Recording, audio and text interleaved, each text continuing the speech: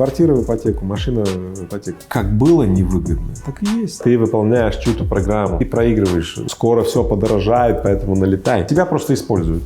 Существует только одна ситуация, в которой кредит взять выгодно.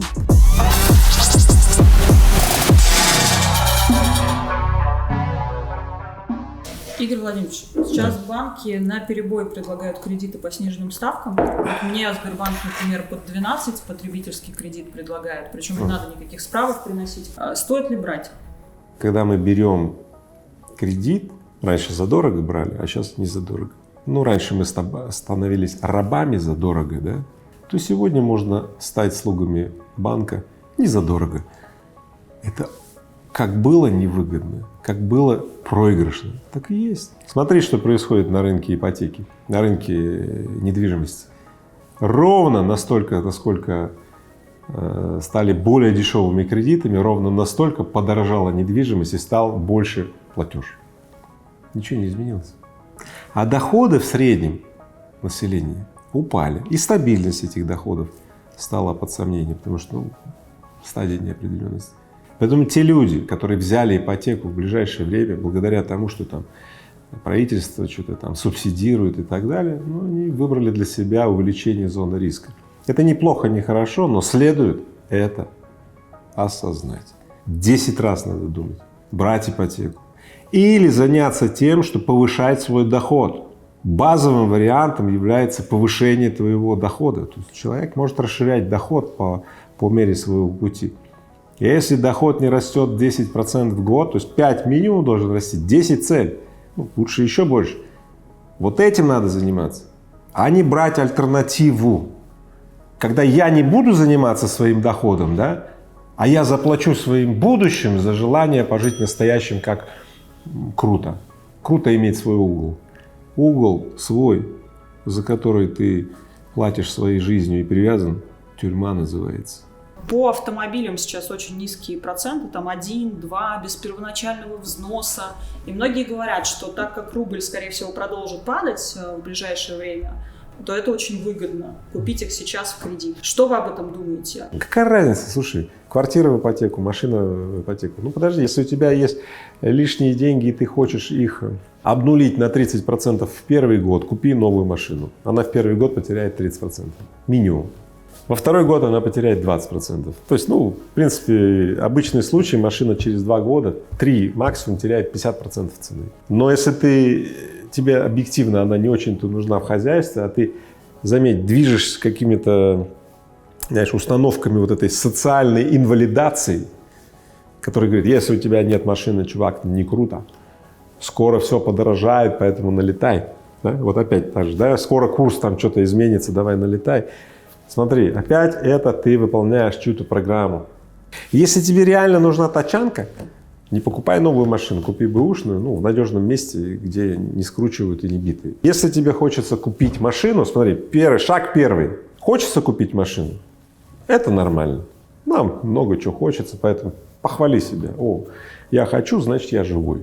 Я молодец. Записал? Так. Второе. Но чтобы всякая бяка не произошла, вторым шагом я вспоминаю, что надо проверить себя на опасные мысли. Опасные мысли – это такие мысли, которые в нас начинают приводы какие-то делать, то есть приводить нас на какое-то действие, но они нам не выигрышны. Они выигрышны для кого-то, но для нас нет. Да? Поэтому уже действием вторым надо просто нажать на кнопку и включить сканер опасных мыслей. Закончи второй этап и приступи к третьему этапу. По всем мыслям, по которым ты выписал, что это опасная мысль, просто проведи свое расследование. Отсей эти все мысли по принципу, если ты найдешь явного интересанта на эти мысли, да, то знай, тебя просто используют. На шаге 4 убери все моменты, которые тебе захотелось сделать, где ты оттегировал, что тебя используют. Убери. Если ты хочешь, чтобы тебя не использовали. Или тебя используют и потом отбросят как за ненадобностью, да? Теперь посмотри, что у тебя осталось на 5-м шаге. Если ничего не осталось, то на нет и суда нет. А если что-то осталось, ты знаешь, что ты провел вот этот фильтр, откинул все, где тебя используют, у тебя осталась только мысль и хотелка сделать чего-то, где ты не видишь никого, кто тебя прям вот использует. Окей, ты резко повысил вероятность не проиграть. Дело в том, что так устроены мы по воспитанию, что ощущение от обладания чем-либо дает нам вот это чувство какого-то вот блаженства, наполненности. Вот. Это выученное чувство. Подчеркиваю, можно точно такое же блаженство или даже сильнее, гораздо глубже, которое с тобой всегда продуцировать от многих вещей. Но наш скудный арсенал самовыражений, да, он имеет сильную заточку на то, что мы получаем от шопинга значимые эмоции в жизни. Потребность есть такая, что-то купить, чтобы чем-то обладать. Мы хотим обладать мужем, если ты жена, или там, да? Мы хотим обладать женой, если это муж. Да? Вот обладать, понимаешь, это ты мое. Мы хотим обладать вещами. Мы к людям относимся как к вещам. Почему? Обладание чем-либо дает нам ощущение ясности, стабильности.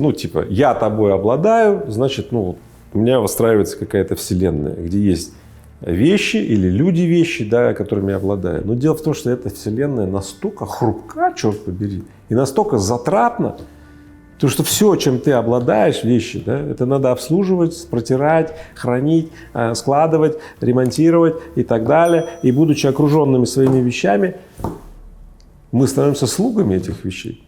Окруженными людьми, которых мы превращаем в вещи, мы на самом деле становимся феодалами, которые окружены крестьянами, которые становятся, таким, знаешь, феодальная деревня, которая проигрывает напрочь капиталистическому устроенному обществу. Посмотри, Россия устроена, это как феодальные деревни. Почему экономика России проигрывает экономике ведущих стран в мире? Да очень просто. В феодальной деревне никогда не может экономика быть круче, чем в капиталистическом мире. Как вы считаете, ваша версия, почему банки сейчас активнее продают кредиты, чем они продавали их, когда ставки были по кредитам выше? Если тебе хочется знать, что происходит в высших эшелонах, я тебе скажу. То есть правительство отчаянно, яростно строит автономную финансовую систему в России. Строится она следующим образом, что правительство пытается перейти к прямому финансированию экономики, используя, скажем так, волю правительства, центральный банк и ведущие госбанки. Им просто необходимо создать значимо больший относительно вчера, да, оборот денег в экономике. Вот и все. То есть им надо накачивать экономику деньгами. Очень просто. Если в экономике нет денег, то представь себе, у тебя крови нет. Ты живой, здоровый человек, но крови в 2 раза меньше, чем сейчас. Им важно, и нужно, чтобы много-много людей, новых, присоединенных к модели долговременного приноса своих вот этих процентных платежей, присоединились. Поэтому они активно рекламируют и так далее. В этом действии есть что-то очень правильное. Давно надо было сделать деньги более дешевыми в России. И сейчас правительство это делает. Не люблю это слово, к сожалению. Потреблю его один раз. Да? К сожалению, делает настолько поздно.